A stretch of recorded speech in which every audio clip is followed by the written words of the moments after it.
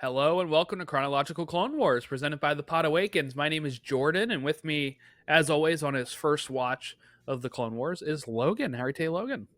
I am doing well, Jordan. You've been tweeting a lot because you've been watching the Acolyte, which, again, I've been enjoying it as well. But you've been tweeting a lot about Star Wars, and now I don't know why. I guess it's kind of like TikTok and the algorithm that they use. But I mean, now when you're on X, it filters in all sorts of content based on what you like instead of who you follow, which I don't really mind. Like I kind of like that because I get to follow other people. But I'm like, man, you've really gotten a web of like also like I feel like this podcast you've gotten. I mean, Pod Awakens and then the Marvel one, you've gotten so deep into the. So I'm just like reading random people's like Star Wars thoughts, and my goodness, is this fan base very passionate? I'll go with passionate on this one, Yeah, just because I think there's a lot of that's the it's word for it. divisive. It's become divisive, a lot of this content. But man, I'm glad I'm watching the show that's not as divisive. It seems like everybody in the world loved these, especially these episodes we're getting ready to discuss. So I'm excited.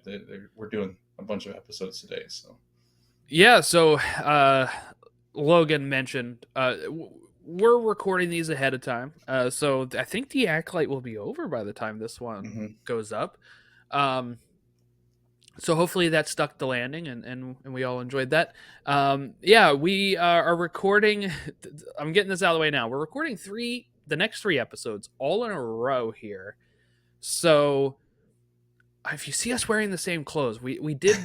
It's not like we were just wearing the same stuff for 3 straight weeks. All right, we're really powering down, trying to make sure that we get these most of these episodes recorded before my son arrives, and we're not probably going to make it, but we're going to get so much done that we'll be able to Mhm. take a short break and then record the rest. I think before there's any gap in schedule airing, so I think that'll be mostly good. But that's daunting because these 3 weeks that we're going to be talking about have 4 episodes each. My bad. But really, the show's bad. These are 4 episode arcs. Okay, um, had to keep them together, and they all come at the same time. And we decided, oh, we're doing 3 weeks because we missed a week here and there, so we had to like catch up. And let me tell you, that's daunting. It got to Friday. We record these on Sundays. I got to Friday. I hadn't watched any yet, and I'm like, I have to get on this. I have like 12 episodes to watch. And sometimes that's daunting and you're like, oh, dreading it a bit, even though the Yeah. show's good. But when I saw the list of episodes we had, I was like, all right, yeah, I'm ready for this. I'm ready for this.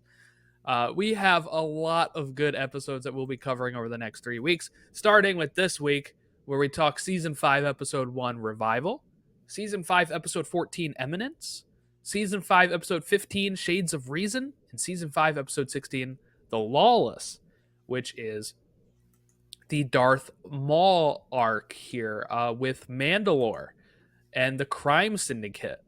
So that is what we will be talking about today. Revival was directed by Stuart Lee and Chris Collins, and Eminence was directed by Kyle Dunleavy and written by Chris Collins. Shades of Reason, directed by Bosco Eng, which was written by Chris Collins as well. And The Lawless, directed by Brian Kalen O'Connell, written by, you guessed it, Chris Collins. Those episodes premiered on September 29th, 2012. January 19th, 2013, January 26th, 2013, and February 2nd, 2013. Um, Interesting the way that these are, because if you look at the production code, uh, the way that it was produced, it says Revival was production code 426, meaning season 4, episode 26. And then the ones that follow that we're talking about today were 501, 502, 503. So it does seem like they were supposed to be in a row, but then the episodes between Revival and this were like production codes in season 4 as well. So things kind of got, I guess, jumbled, or the way that they produced them got jumbled. I'm not sure. Okay, Revival. Maul and Savage forcibly recruit pirates to their cause, is the Disney Plus description. Eminence, the Sith ally with the Death Watch that targets Obi-Wan Kenobi. The Sith and Death Watch launch an attack on Mandalore, that Shades of Reason.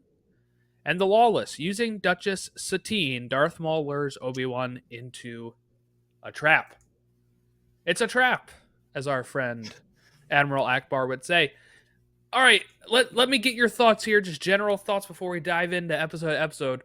When we talk about the Darth Maul arc, this is kind of what we've been building to with the end of the season 4 stuff into this. What was your thoughts on these 4 episodes?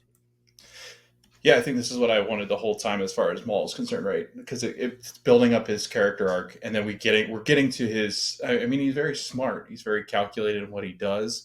He's very stealth, and I just love anything that includes Maul, just because we grew up as millennials. We grew up with Darth Maul, like he was our Sith, as much as Vader and Anakin were such a huge part in that, and Palpatine. I think Darth Maul is the one we all, even though he's just in one film, and then as Clone Wars begins, which is later on, not really our childhood anymore, but we associate so much with him. And this is everything I wanted in a Darth Maul episode, Jordan. Like it was, you have a lot of Obi-Wan interaction with Maul, and them trying to one up one another and trying to figure out each other.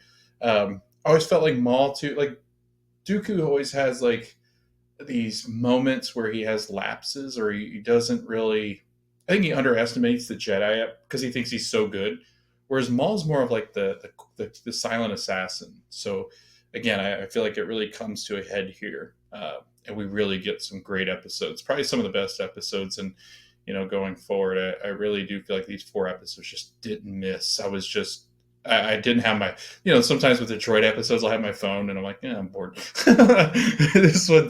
These were not that. Every single Yes. thing you just hang on the things Maul says.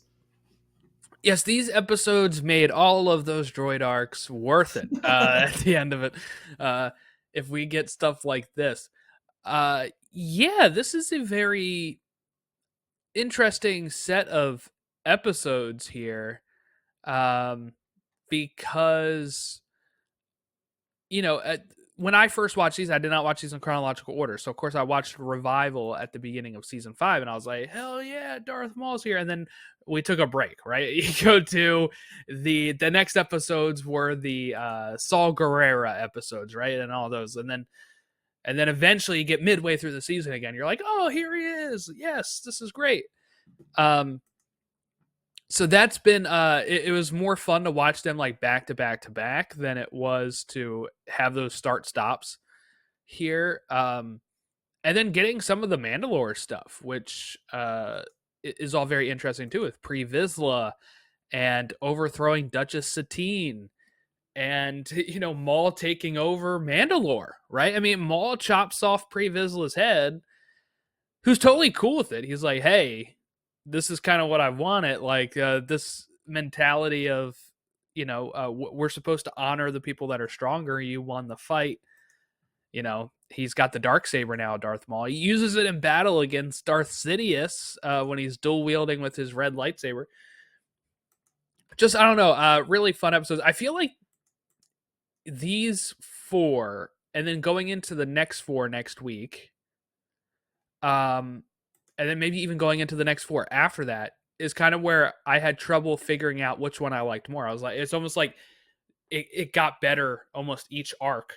As much as the Darth Maul stuff is great, I really like the next 2 arcs as well. So it was Right. like, we were treated pretty well with the way that these shows were escalating at this point. Hey, guess what? We saw Hondo again. We thought maybe we were done with him, but I forgot he pops up in this arc. Yeah, that's always good to see him though. Like Yeah. I did too. I thought maybe that was the last time we see him in the show, because I knew as these last seasons got underway, it was going to be a lot more of just a ramp up to Order 66. So I'm expecting there's still Jedi that I think they can kind of throw in, as they do with each of these story lines in each of the arcs, because I think that they fit in what they're trying to do, and they don't want to throw some of the, well, they can't throw some of the Jedi in there because they show them in Revenge of the Sith getting executed. But they had to throw in some other Jedi, like, oh, we got to throw in some other Jedi that can be killed. But Yeah. So this episode we did have a Jedi die, right? In revival here. Adi Gallia was with Obi-Wan on this mission randomly. You know, it's never good when Obi-Wan's teamed up with somebody else because you're like, this person may it's not the make end. Yep, it's the end. Obi-Wan is very, and he's it. to the book too, so he's not going to help you. He's like, Yeah, well, he's that like, oh, sucks. sorry, Addy, you're gone. Um, Whereas Anakin might try to defend. Obi-Wan's like, yeah, what's another one? You know? yeah, so we had like this start off with like Maul and Savage breaking into a ship, right? Savage is like wanting the credits, and Maul's like, no, we are here for revenge. And he mentions having one vision, his vision. And Savage did not take kindly to this, and he ignites his lightsaber, and Darth Maul's like, ooh, time for a lesson, right? And Maul wins, and he keeps him alive. He's like, hey, pretty much follow me. And Savage does. Savage ends up following Maul's lead until his end here as well. And they decide that they're going to recruit some pirates, and those pirates are Hondo's men, and then they're going to go get Hondo as well. Kenobi calls Hondo, which was great. You know how they've had a few run-ins now, and they're always not happy to be kind of running into each other, but I think there's a little bit of this guy's all right, when they actually are working together. So I mean, look, uh, Hondo could have left Obi-Wan. He's like, Kenobi, like this way, and like gets them in there. So they're definitely tag teaming here. I love this line from Obi-Wan though too when he sees Maul after this, where he says, "Throwing in with the pirates now. Oh, how the mighty Sith have fallen." I just love Obi-Wan with his little quips as he's trying to get under Maul's skin. But you know what gets under somebody else's skin? A lightsaber. Adi Gallia is killed by Savage here, and that's unfortunate. And then we had that scene where I was talking about where Hondo calls Obi-Wan to follow him. He does.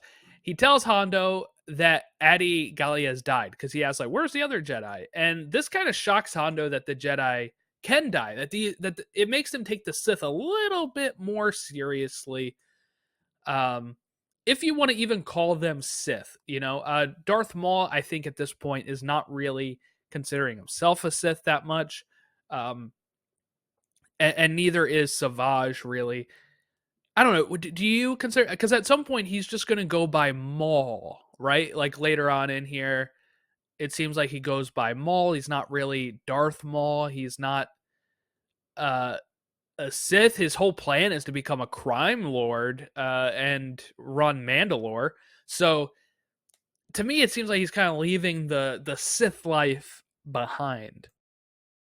Yeah, I think he becomes a lot like Ventress does, where it's they've they have I think they've come to realize that the Sith has just left them out to die, and once Maul's dead, like they're kind of like, oh, they've moved on from me. Obviously, it's kind of like, well, I guess you don't really need me that much. Plus, I think Maul's just once they get angry enough, and I think it's the same way Ventress is.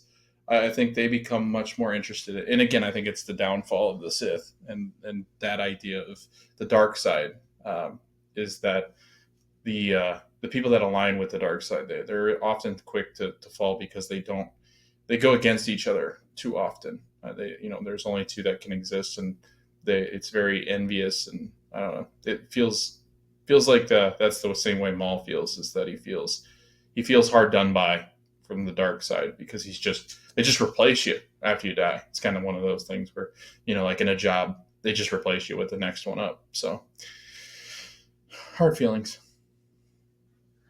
Yeah, I think we talked about that last time they showed up, right? That like Asajj and Maul have had the same exact thing happen to them, but they're ending up on different sides, right? You have Yeah. Maul, who's also cast aside. Uh, Maybe not as much, right? I do think Palpatine was probably like, damn, I wish I could have kept Darth Maul, but he didn't know he was alive, Yeah. right? Like I don't think he knew Right. he was still alive. But then later in this batch of episodes, he faces off against Maul and pretty much tries to put an end to him in that regard. Then you have Asajj, who was cast aside by Dooku, but both of them have been kind of cast aside by Palpatine as well. I believe the whole reason Dooku really started going after Asajj anyway, right, was because Palpatine was kind of like, "Hey, it's time to end your apprentice." Yeah. Rein it in. It comes very out of left field when they do tell him Asajj needs to go. It's because she had failed again or something, right? So I think he was like, "All right, she's done," and Dooku, I think originally didn't want to do it, and Palpatine's like, "Well, if you don't want to do it, that's kind of like meaning you're not really faithful to me." And Dooku was kind of forced a bit here, but then you also have the weird thing of where Savage was kind of under Dooku, but he was also under Asajj, right? Because he had the mind control through Asajj. So he has hatred for Dooku, but he also has hatred for Asajj. And again, that's kind of talking about how these characters are in the middle. They're not really a part of the big galactic separatist versus military anymore. I mean, Darth Maul's whole plan in this, right, is pretty much, we're going to stay undercover. We're going to become crime lords, and we're kind of going to target both sides here with this and just make money. Mm-hmm. And that's kind of what his plan is, which is interesting because originally he was like, leave the credits. And then he's like, oh, actually, we can just kind of run everything. But yeah, so it's all very interesting the way that Maul has kind of grown as a character here. Obi-Wan picks up on it, right? Obi-Wan says at the end of this episode, he says he feels that the underworld is where Maul will go, and that is where Maul goes. He becomes a underworld crime boss. During this whole thing, though, when they're Maul and Savage are trying to escape, you get Maul losing a robotic leg. Obi-Wan cuts off an arm of Savage. Obi-Wan just loves cutting off arms, by the way. That is his thing. The guy in the cantina in episode 4, you get Anakin's limb, one of his arms he cuts off in Revenge of the Sith. He's cutting off arms here. He's just that's his go-to move. So watch out for arms if you ever have to face Obi-Wan Kenobi. And yeah, so it's the ship takes off and they think that maybe they died, right? But Hondo's I think they're dead, and Obi-Wan says, I once cut him in half and he's still alive. Which I'm glad Obi-Wan said that, because if Obi-Wan's yeah, I think he's dead too, I'd be like, dude, you literally cut him in half and he's still alive. We all thought he was dead. Yeah, we need to see evidence. We need to see a body. We need to see the body of the person lying there, completely unresponsive with no pulse. And then I'll believe that he's dead. And then we have to burn the body. Right. There's so many people in Star Wars that have come back to Boba Fett. Thought he was dead. Not dead. Yeah. Well, good thing the Sarlacc takes 1,000 years to digest, or else he would have been dead immediately. But he was able to get himself out of there. Yeah. Losing weight as a Sarlacc must suck. Yeah. Well, yeah. It takes forever to digest, Yeah, so losing weight and gaining weight sucks in that regard. That's true. You're if you're a doctor, if you're a Sarlacc and your doctor's you got to put on some weight, you're like, that's going to take 1,000 years. You're going to eat something, and it's going to take a bit. All right, it's going to take a bit to go to the hips. Yeah. Eminence. This is where Pre Vizsla finds Darth Maul and Savage, and he asks you are Jedi, you are not Jedi. What are you? So they do say here that they are Sith. So they're still kind of on the Sith side here. I think that'll stop soon. There's this great exchange where Pre Vizsla's well, do you serve Dooku? And Maul's I serve no one. And this is maybe it's because we know who Maul is, right, Logan? But the dumbest plan ever by Pre Vizsla to be oh, Sith? Hopefully they know what they are. I assume they do. He knows that they're somehow aligned with Dooku, Sith, But anyway, he's oh yeah, Force wielders, Sith. We're going to make them our underlings and then screw them over, and everything will be fine. That's Pre Vizsla's plan here. We're going to make them do all this stuff to get us to become leaders of Mandalore. And then we're just going to say, hey, actually, you're imprisoned. And we're actually not going to do what you said that you were going to do. Just absolutely dumb by Pre Vizsla. It ends up really biting him in the back of the neck. Yeah, they've got a way to just guide things. I don't know. Like when you're dealing with Maul and you're dealing with just this idea, I think it's like, what do you do? Like how do you outsmart him? How do you I don't know. I feel like the Sith are able to control. And again, I also feel because of the way Palpatine is, and like nobody really has whatever the Sith want and whatever the dark side wants. That's what's going to happen. I still feel like they've got that control where they, because they're blinded by, it's foggy. They can't really see through what the plan is. And I feel like anytime you're dealing with the dark side of the Force, that you're also dealing with cloudiness, which is why Yoda and them don't see clearly through. Obi-Wan really is like Obi-Wan's the only one that really can kind of see through different things. But nobody ever believes him. He just sounds like a crazy old man. But he's not to his crazy old man stage yet, where he's just making stuff up that they think he's just nuts, as he's been. Yeah. Crazy Ben Kenobi? Right. Old Ben? Yeah, no, it is interesting when you talk about the Jedi like that, because it's mentioned quite a few times in these batch of episodes about the cloudiness, right? And Yoda mentions that also in like Attack of the Clones and Revenge of the Sith. It seems like the Force was not as clouded in episode 1. Yeah. Though it was. I do think it was, because at that time, again, Palpatine's right in front of them and still not really suspicious. I was just reading this thing too that was really intriguing to me, because I forgot about it, but there's a mural in Palpatine's office, and it's like broken up in stone, right? And it's a mural of the great Sith War that the Jedi won, right? And he had this artifact on his wall, and I believe it's expanded on in like the Revenge of the Sith novel I read years ago. But just the hubris of Palpatine to put that in there, and it looks like, oh, he's celebrating that the Jedi won this war, when it's really like his whole thing of, here's our revenge, it's gonna be coming, this is what you did to us and I'm gonna do it to you. Just really, he's out loud in the open sometimes, but yeah, he's Palpatine's great when it comes to how he does that. I mean, even at this end of before Eminence, right? Palpatine pulls Obi-Wan off the case. Obi-Wan's like, hey, I think we can still go after Maul and stuff. He is like, oh no, it's time to move on. Maul is no issue. He's got his own plans for Maul, So he's kind of trying to distract the Jedi with that. Yeah, and in this here with the Mandalorians, you have also Bo-Katan. Props to her. She talks some smack. She says the Sith are weak. We had to patch them up after Obi-Wan slashed them. Like, why are you throwing in with them? Which I thought was great, because in the scene right before that, when they were in front of the Sith, she's like, oh yeah, this is a great idea. And then she walks out and she's kind of like, what the hell are you doing, Pre Vizsla? And she really wants no part of it. But that's how you do it, I think. If you don't want to upset the person, you don't want to upset the Sith in front of them. So you're like, No. this sounds great. That sounds like your leader afterwards. And you're like, what the hell are you doing? That's not what we want to do. How can you trust them? Though, I mean, Maul does force choke her at some point here. Savage wakes up and fights the droids that are repairing him.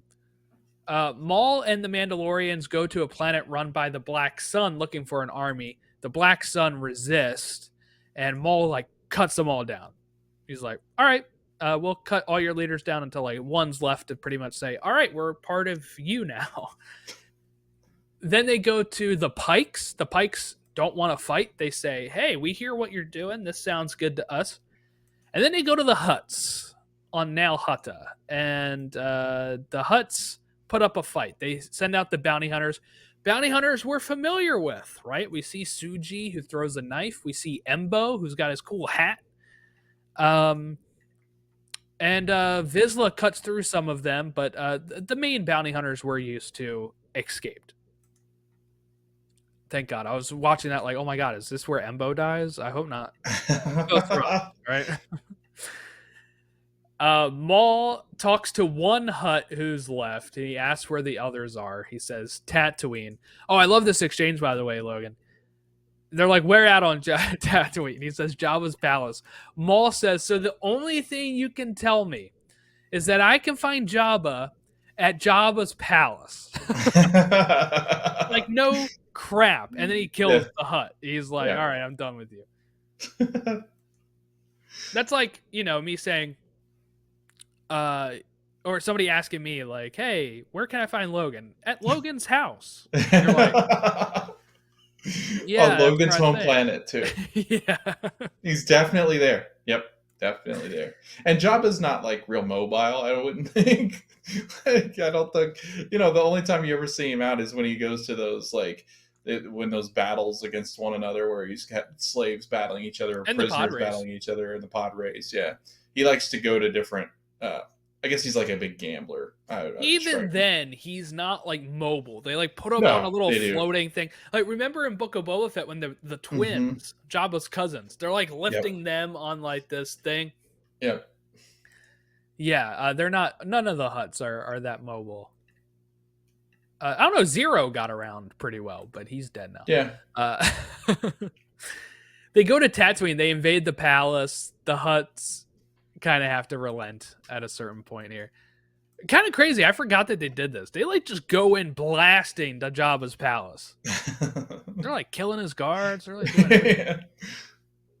Especially because I always wonder why they don't do that though. Like, it's not like it's a fortress of high security Jabba's. Like, although I guess when people are brought there, they're typically, and what is it?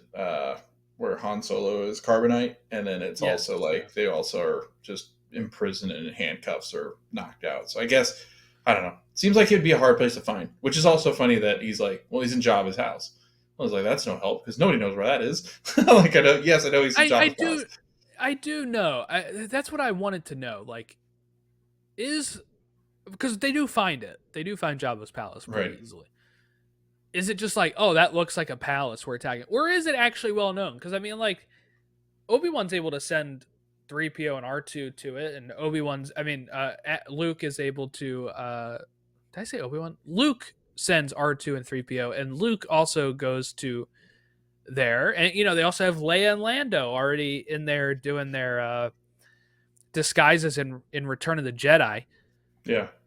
So I would assume at some point maybe the locals know where he is. So maybe they had to get there and then ask a local where Jabba's palace is. But it is just hysterical that I was like, I'm glad Maul called him out on it. And it wasn't just like this weird answer of like, where's Jabba? Jabba's palace on Tatooine. Maul's like, oh, that's great. That's all you can tell me? Bam, dead. So Maul says that Kenobi and Mandalore are vital to his plans, and that Vizsla can have Mandalore, but Maul will run the great underworld. And that's the end of that episode. Shades of Reason.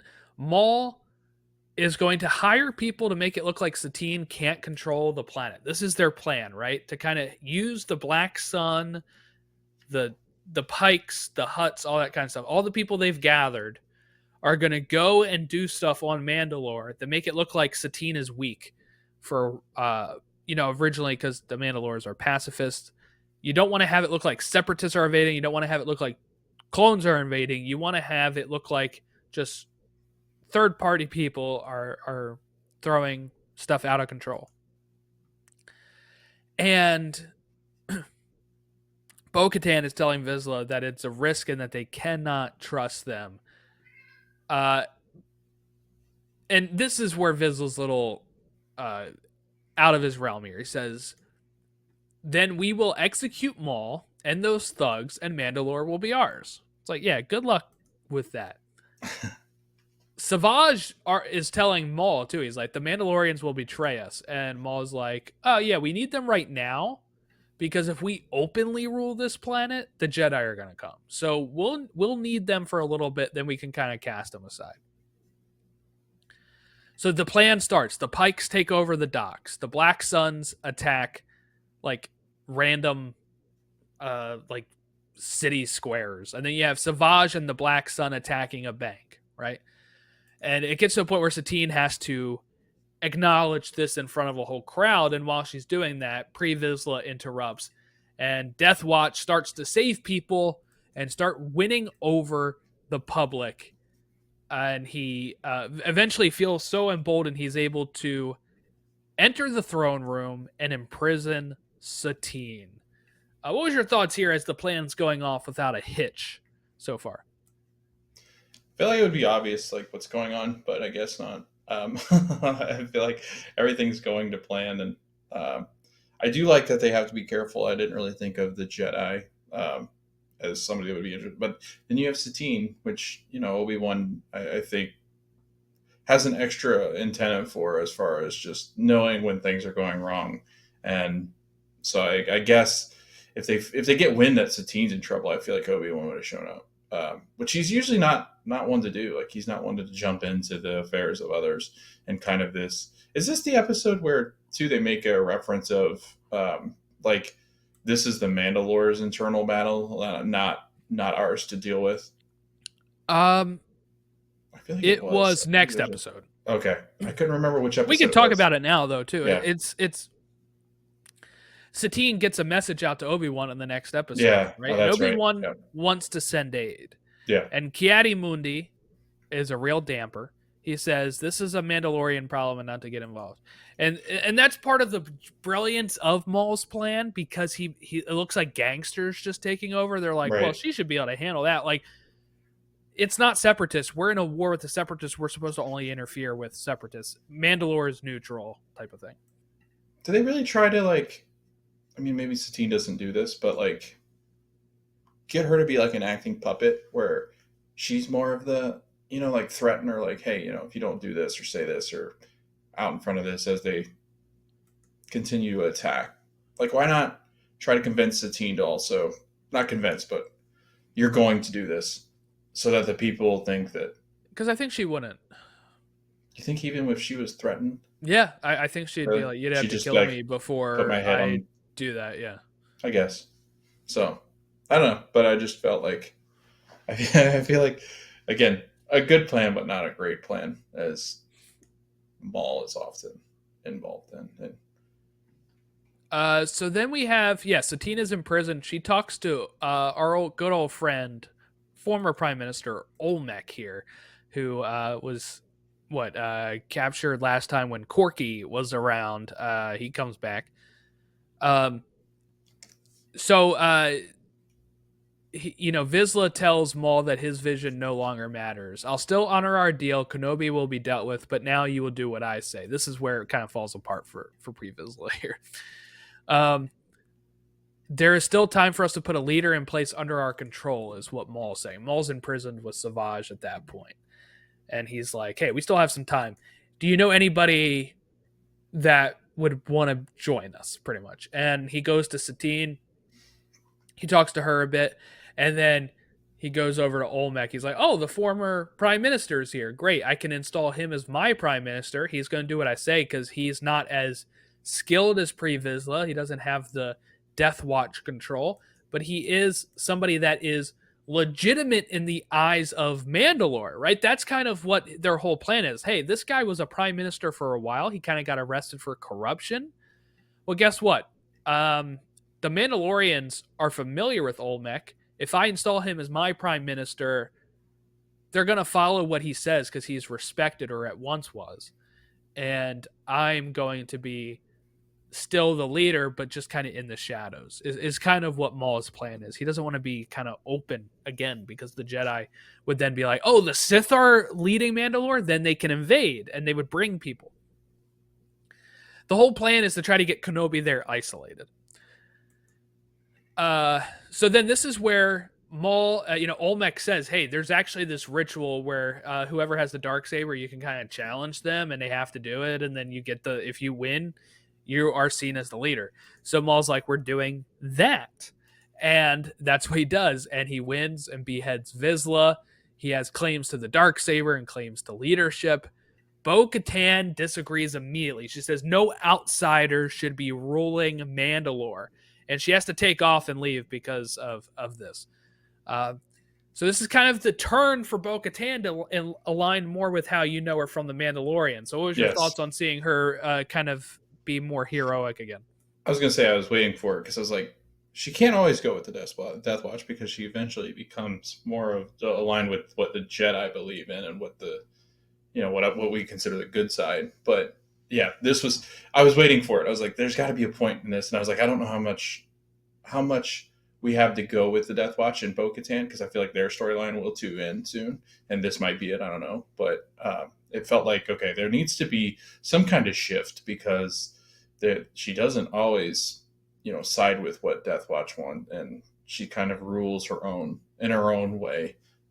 Especially when you consider Mandalore, and I don't know, she's very rebellious in the way that she always thinks. So it's like, okay, this makes sense. So I was excited. I love Bo-Katan.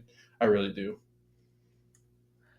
Yeah, and this is actually where it's revealed in the next episode here, the Lawless, that it is Satine's sister. We've known that because I've mentioned that on the show before, but yeah, that's when it's revealed because Obi-Wan, when he's getting escaping and she's helping him, he says, "You're Satine's sister, aren't you?" Mm-hmm. That was great. Okay, I'll tell you, in all 3 of these arcs that we were recording today, I think I teared up. I teared up in the next episode here because so we get the return of Corky, and that made me tear out. I'm just kidding. We get the return of I Corky was like, here, whoa. Satine's nephew, and they kind of phrase it where they kind of make it look like a Mandalorian's coming in to do something to Satine, and then he just falls down and it's Corky behind him after knocking him out, right? And everybody cheered with Corky returning. Well, you get he's there to rescue Satine, and then we get Bo-Katan as part of the rescue here, and they have a nice little exchange.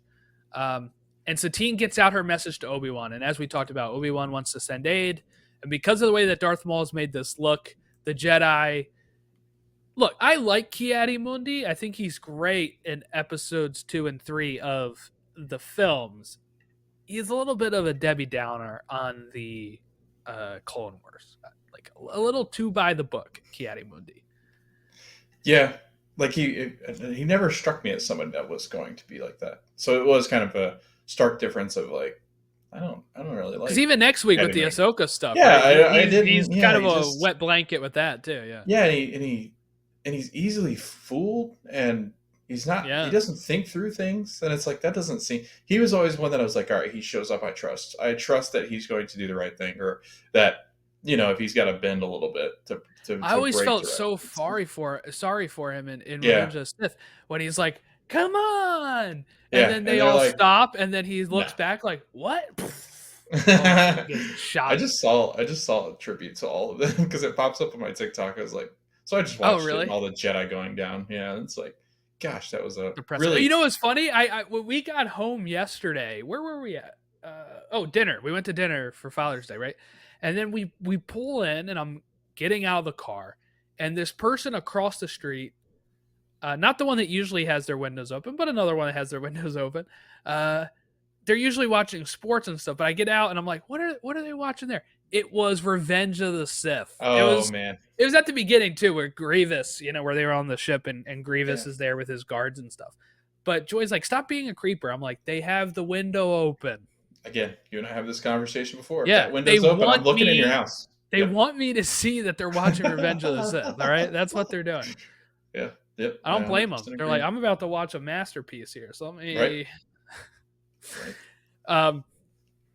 But yeah, so like Ki-Adi-Mundi, I learned something. I forgot about this, but in the pre-Disney era, Logan, the Legends era, the old expanding universe, he had a very interesting plot line where, or backstory, where he is like one of the last of his kind, and he's granted the ability then to have like wives and kids, so that way he can repopulate Oh, his weird. That's weird. species. Wow. Thankfully, it's not part of the canon anymore. I was gonna say, is that like that's a different kind of show there, friends? Not really sure I need it to know Kiadimundi's love life like that, Yeah, I was but gonna yeah. say, yeah, he's get out there, man. Get out there, have some kids. Obi-Wan goes alone. He beats up a Mando guard, steals his outfit. He frees Satine. Um, Maul arrives, and Obi-Wan and Maul debate dark side versus light side. They had this great talk, where they're talking about, well, the dark side does this, the light side does this. And then Maul is force choking Satine, and he says, I'm pretty much going to make you share my pain. I never planned to kill you, but I'm going to make you share my pain. And he grabs the dark saber, stabs Satine, and as Satine's dying, she says, "I loved you. I've loved you always." What was that? That was a bull. My cats are out there going dark side. They're arguing Oh, as well, okay, dark okay. side or light. Yeah. But yes, she says, "I've loved you always. I always will." This is where I teared up here. I was surprised that it made me tear up, but I was like, "Oh, Obi-Wan and Satine." Uh, did this work for you? I know before you weren't a fan of the Satine Obi-Wan stuff in the It's in the very first batch.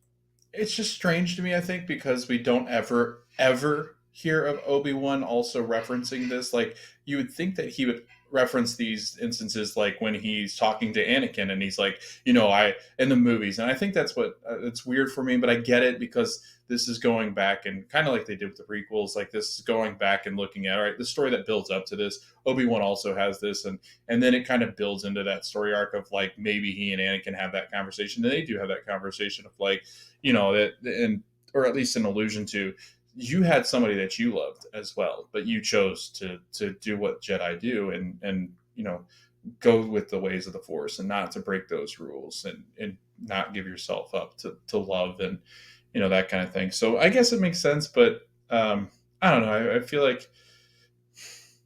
always feel like sometimes these are like forced, like, oh, we got to throw this in there because that for some reason we got to appease the crowd that's also like, what, so no other Jedi is loved except Anakin. So I don't know. I go back and forth with it. Like, yes, it makes sense, but also it seems to be appeasing the crowd. It's like, oh, wait, there's got to be other Jedi that have also fallen in love. It's interesting because I guess I was primed for this, maybe because not the Satine stuff so much, but Obi-Wan having a love. There is in the book series I used to read called the uh, what was it called, the Jedi Apprentice series with Obi-Wan. Um, she Obi-Wan had a love interest there too. It was another Padawan of somebody named Siri Tashi that that kind of appeared in the seventh of those. There was 18 of these books. The seventh one, and then she appears frequently from there. She's also mentioned in a couple of the canon stories now in in From a Certain Point of View and Brotherhood, which is pretty interesting. But in Legends continuity, she appeared in the Jedi Apprentice series. She was a friend and occasional love interest of Obi-Wan. She had like a pink lightsaber. Um, all really cool stuff. And there was like hints to kind of the same sort of stuff with Satine in the sense of like they had that relationship when they were kids, you know.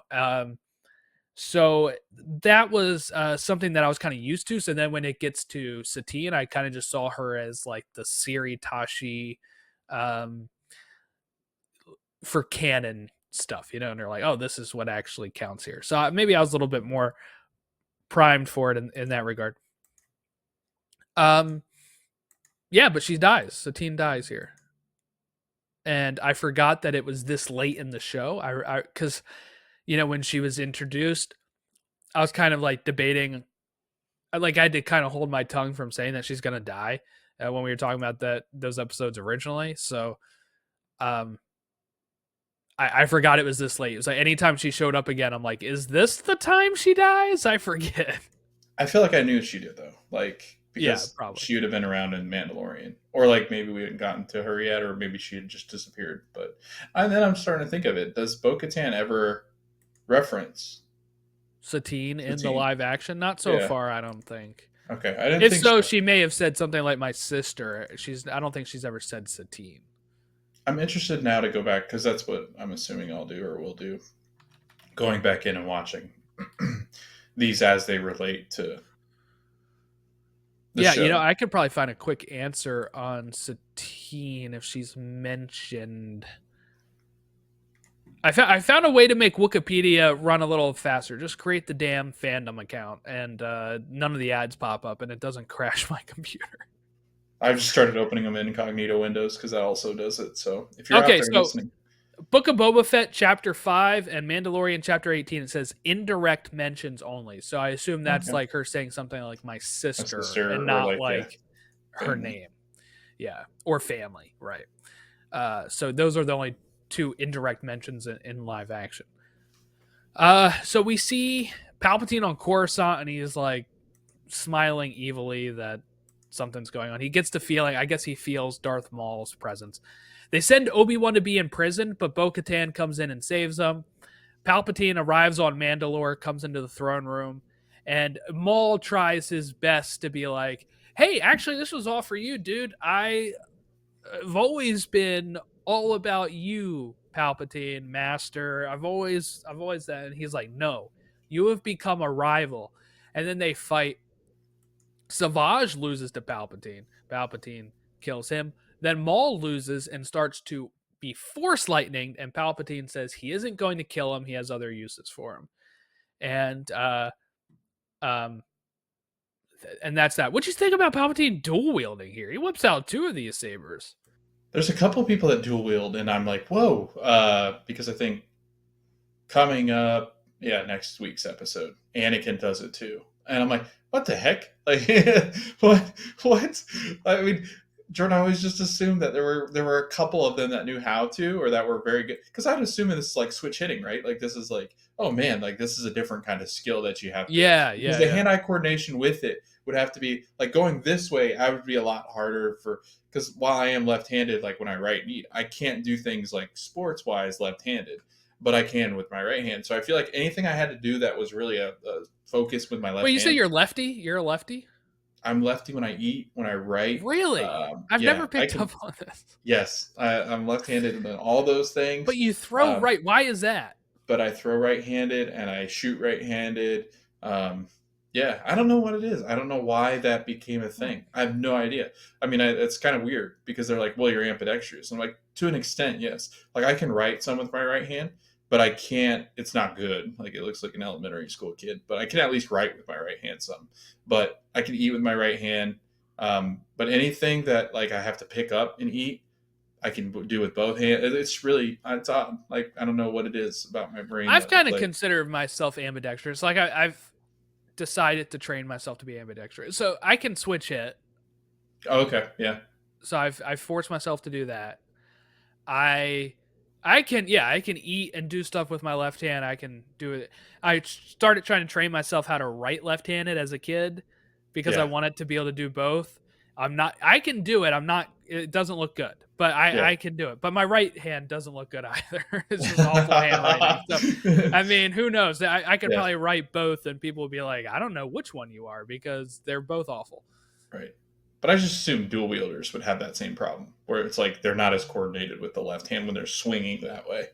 Well, I guess they're mostly, it's using the force, right? So you're I like, guess, yeah, boom, boom, boom. different powers that you would have. But yeah, Palpatine. I think this shows that he's almost like restricting himself when he faces the Jedi in Revenge of the Sith. He only gives himself one when he goes up against four of them, and he's like, "I'll still win." Um, didn't matter to him. So it also makes me think he purposely lost to Mace Windu at the end of Revenge of the Sith because I feel like he would have been able to whip out another lightsaber. Because he pulls them out from his sleeves, and that's what he does in Revenge of the Sith. He pulls out one from his sleeve Right. and attacks. So that makes me think the other one was still up his sleeve here, that if he needed it against Mace Windu and Anakin doesn't enter, he'd be like, whoop, all right, I got the other one now. But he knew what was about to happen. All right, yeah, so that's our Darth Maul Mandalore episodes. I will say we do have some Mandalore still to come. Season 7. So we got a little bit of a time there, but we'll get back to the Mandalore arcs in season 7. And I'll tell you, it's the last 4 episodes. So the very last episodes we'll talk about, we'll have some more Mandalore stuff that we'll get to. But it's fun. We'll get a lot more Mandalore in Rebels as well. So we'll have some more continuing storylines in Rebels with that. So next week, what are we talking about? Well, we are talking about episodes 17, 18, 19, and 20 of season 5. Those are the last season 5 episodes, and it is the Wrong Jedi arc that we're going to be talking about here. That's what I'm calling it. I don't know what else to call it without spoiling it. But the Wrong Jedi arc is what we are talking about next week. Very Ahsoka-based arc. I'm really excited to dive into those with you. So make sure you contact us at podawakens for all of our social media. If you need to send us any sort of feedback, podawakens@gmail.com. We will catch you next time when we talk those episodes. Have a great rest of your week. We'll catch you next time.